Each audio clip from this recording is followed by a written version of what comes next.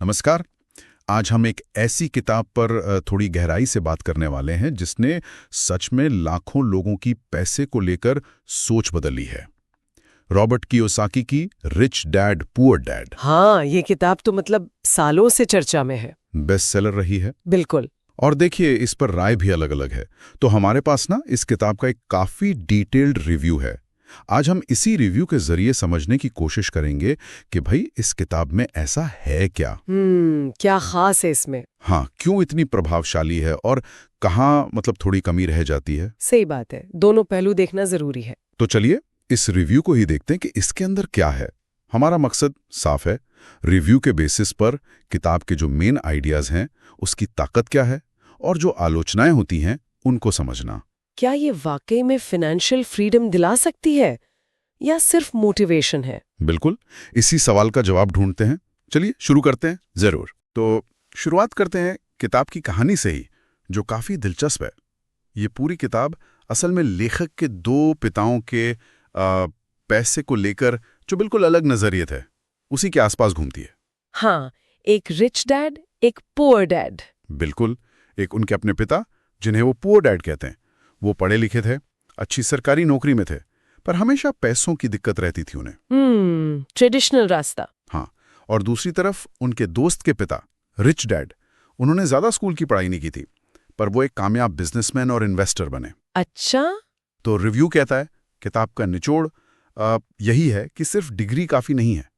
असली खेल तो है मतलब फाइनेंशियल समझ का, स्मार्ट इन्वेस्टमेंट का और पैसे को लेकर वो अमीर वाली सोच अपनाने का। बिल्कुल सही कहा आपने। और यही जो कॉन्ट्रास्ट है ना, इसी पे पूरी किताब टिकी है। ये उस आम सोच को चैलेंज करती है कि अच्छी नौकरी, ऊंची डिग्री, बस यही रास्ता है अमीर बनने का। हाँ, कि यही गारंटी है। जी, रिव्यू भी यही कहता है कि कियोसाकी का मेन मैसेज है, पैसे के लिए काम मत करो, पैसे को अपने लिए काम पर लगाओ। ये सिर्फ पैसा मैनेज करने की बात नहीं है, ये पूरी मानसिकता बदलने की बात है। और शायद इसीलिए ये इतने लोगों को अपील करती है। अच्छा, और इसी सोच को बदलने के लिए रिव्यू के हिसाब से किताब का एक सबसे बेसिक और शायद सबसे फेमस लेसन है एसेट्स और लायबिलिटीज के बीच का फर्क। हाँ, ये तो बहुत ही फेमस है। बहुत सिंपल तरीके से समझाया है। एसेट्स यानी वो चीजें जो आपकी जेब में पैसा डालती रहें, जैसे कोई प्रॉपर्टी किराए पर दी हो, या स्टॉक से डिविडेंड आ रहा हो, या आपका अपना बिजनेस जो प्रॉफिट कमा रहा है। जी हाँ। और लायबिलिटीज वो जो आपकी जेब से पैसा निकालती हैं, जैसे home loan, car loan, credit card का कर्ज। किताब कहती है अमीर लोग एसेट्स जमा करते हैं और गरीब और मिडिल क्लास लोग लायबिलिटीज जमा करते हैं, जिन्हें वो कई बार एसेट समझ बैठते हैं। ये सुनने में बहुत आसान लगता है, लेकिन रिव्यू इसे किताब का सबसे पावरफुल आइडिया मानता है। और यहाँ ध्यान देने वाली बात यह है कि कियोसाकी उन्हीं चीजों को एसेट मानते हैं जो इनकम जनरेट करें। अच्छा। हाँ, जैसे बहुत लोग अपने रहने वाले घर को सबसे बड़ा एसेट मानते हैं जी। पर कियोसाकी के हिसाब से अगर उस पर बड़ा लोन है और वो कोई सीधी इनकम नहीं दे रहा, तो वो असल में एक लायबिलिटी है। अरे, ये तो सोचने वाली बात है। बिल्कुल। रिव्यू कहता है कि यही सोच कई लोगों के लिए एकदम नई होती है। जी। तो फाइनेंशियल फ्रीडम का रास्ता इस नजरिए से अपने एसेट कॉलम को लगातार बढ़ाने में, ताकि आपकी इनकम सिर्फ आपकी सैलरी पर डिपेंडेंट ना रहे। हाँ, ये वाकई पारंपरिक सोच से बहुत अलग है। लोग तो घर गाड़ी को संपत्ति ही मानते हैं, पर यह नजरिया तो बिल्कुल उल्टा देखने को कहता है अगर कमाई ना हो रही हो उससे। अच्छा, इसी से जुड़ा एक और कॉन्सेप्ट है जिसका रिव्यू में जिक्र है, द रैट रेस। जी, द रैट रेस। ये क्या है और रिव्यू क्या कहता है? किताब इससे निकलने का क्या तरीका बताती है? रैट रेस मतलब वो कभी ना खत्म होने वाला चक्कर। रिव्यू के अनुसार कियोसाकी कहते हैं कि ज्यादातर लोग इसी में फंसे हैं। चक्कर? कैसा चक्कर? वही, सुबह उठो, काम पे जाओ, मेहनत करो, सैलरी लो, बिल भरो, जरूरतें पूरी करो, और अगले महीने फिर वही। कमाई बढ़ती है तो खर्चे भी बढ़ जाते हैं। हाँ, ये तो होता है। बड़ी गाड़ी, बड़ा घर, नई लायबिलिटीज आ जाती हैं, टैक्स बढ़ता है, कर्ज बढ़ता है। नतीजा, ज्यादा कमाने के बाद भी लोग आजाद महसूस नहीं करते, उसी गोल चक्कर में और तेजी से भागते रहते हैं, चूहे की तरह। तो ये है रैट रेस। हाँ। और रिव्यू बताता है कि किताब का तर्क है कि इस रेस से बाहर निकलने का सिर्फ एक तरीका है, अपने कमाए हुए पैसे को दोबारा ऐसी जगह इन्वेस्ट करो जहां वो आपके लिए और पैसा कमाए। मतलब एसेट्स बनाओ, निवेश करना सीखो। अच्छा, मतलब सिर्फ ज्यादा कमाना ही काफी नहीं है। नहीं, बिल्कुल नहीं। उस कमाई को इस्तेमाल कैसे किया जाए वो ज्यादा जरूरी है। तो जब आपके एसेट से आने वाली पैसिव इनकम, मतलब बिना एक्टिवली काम किए जो इनकम आती है, जी, वो आपके महीने के खर्चों से ज्यादा हो जाए, तब आप असल में इस रैट रेस से बाहर हैं। ये सुनने में तो बड़ा अच्छा लगता है। हाँ बिल्कुल। यही है फाइनेंशियल फ्रीडम की वो परिभाषा जो किताब देती है, और रिव्यू भी इसी बात को हाईलाइट करता है। लक्ष्य बहुत आकर्षक है, इसीलिए लोग प्रेरित होते हैं। लेकिन आसान नहीं होगा ये। नहीं, बिल्कुल नहीं। इसमें लगातार सीखना पड़ता है, डिसिप्लिन चाहिए, और यहीं पर किताब का अगला इम्पोर्टेंट पॉइंट आता है जिस पर रिव्यू ध्यान दिलाता है। वो क्या है? वो है फाइनेंशियल एजुकेशन का महत्व। अच्छा, फाइनेंशियल लिटरेसी। हाँ, रिव्यू बताता है कि कियोसाकी ट्रेडिशनल एजुकेशन सिस्टम के काफी बड़े आलोचक हैं। उनका मानना है, जैसा रिव्यू कहता है, कि स्कूल कॉलेज हमें एकेडमिक रूप से तो बहुत अच्छा बना देते हैं, एक अच्छा एम्प्लॉय या प्रोफेशनल बनना सिखाते हैं, लेकिन पैसे की भाषा, मतलब इन्वेस्टमेंट कैसे करें, बिजनेस कैसे चलाएं, टैक्स कैसे काम करता है, असल दुनिया में वेल्थ कैसे बनती है, ये सब नहीं सिखाते। और इसी फाइनेंशियल लिटरेसी की कमी लोगों को रैट रेस में फंसाए रखती है। ये बात तो सही है। स्कूलों में पर्सनल फाइनेंस शायद ही पढ़ाया जाता हो। हम अक्सर एकेडमिक सफलता को ही आर्थिक सफलता मान लेते हैं। बिल्कुल, लेकिन रिव्यू के मुताबिक कियोसाकी कहते हैं कि फाइनेंशियल नॉलेज एकेडमिक नॉलेज से कम नहीं, बल्कि शायद ज्यादा जरूरी है। अगर लक्ष्य आर्थिक आजादी है, ज्यादा सैलरी वाली नौकरी हो, पर पैसे मैनेज करने ना आते हो, तो अमीर बनना मुश्किल है। सही बात।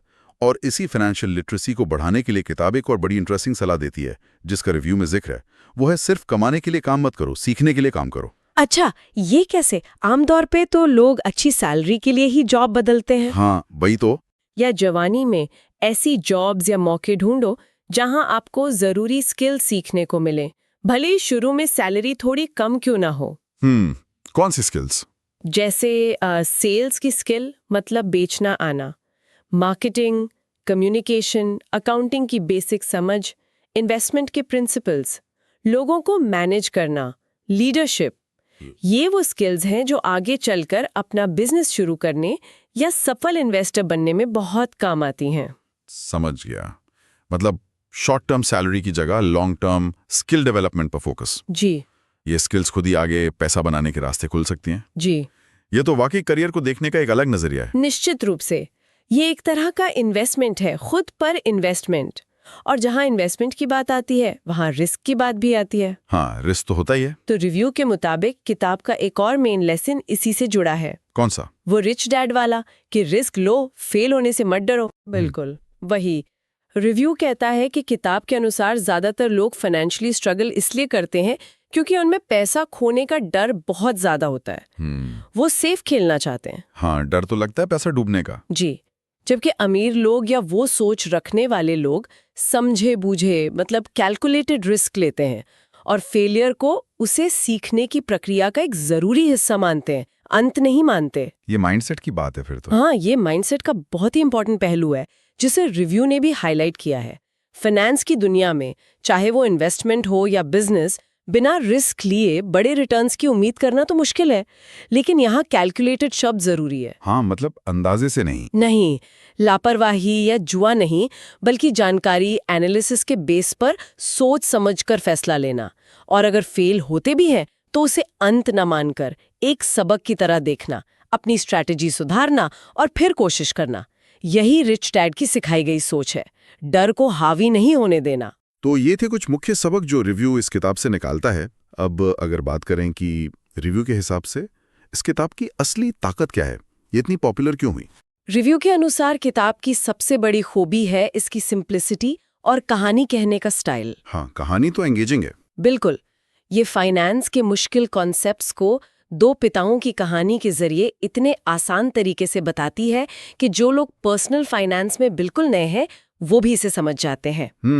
ये उस ट्रेडिशनल सोच को, पढ़ो लिखो अच्छी नौकरी पाओ, को सीधी चुनौती देती है और पढ़ने वालों को अपनी फाइनेंशियल लाइफ की जिम्मेदारी खुद लेने के लिए मोटिवेट करती है, सोचने पर मजबूर करती है। हाँ, वो एसेट्स बनाम liabilities, passive income, financial freedom, ये आइडिया सोचने पर मजबूर तो करते हैं। जी, ये आइडियाज नए नहीं हैं, पर जिस तरह इस किताब में पिरोए गए हैं वो पाठक पर गहरा असर डालते हैं। ये एक मोटिवेशनल पंच देती है किताब। लेकिन जैसे हमने कहा, हर सिक्के के दो पहलू होते हैं। रिव्यू में कुछ आलोचनाओं का भी जिक्र होगा जरूर। हाँ बिल्कुल, रिव्यू इस बात को भी साफ करता है कि किताब परफेक्ट नहीं है। सबसे कॉमन आलोचना, जैसा रिव्यू बताता है, ये है कि किताब मोटिवेशन तो बहुत देती है, माइंडसेट बदलने की बात करती है, लेकिन ये नहीं बताती कि असल में इन्वेस्ट कैसे करें। अच्छा, मतलब प्रैक्टिकल स्टेप्स नहीं हैं। हाँ, कौन से स्टॉक खरीदें, रियल एस्टेट में कैसे घुसें, बिजनेस प्लान कैसे बनाएं, मतलब इसमें प्रैक्टिकल कैसे करें या हाउ टू गाइडेंस की बहुत कमी महसूस होती है।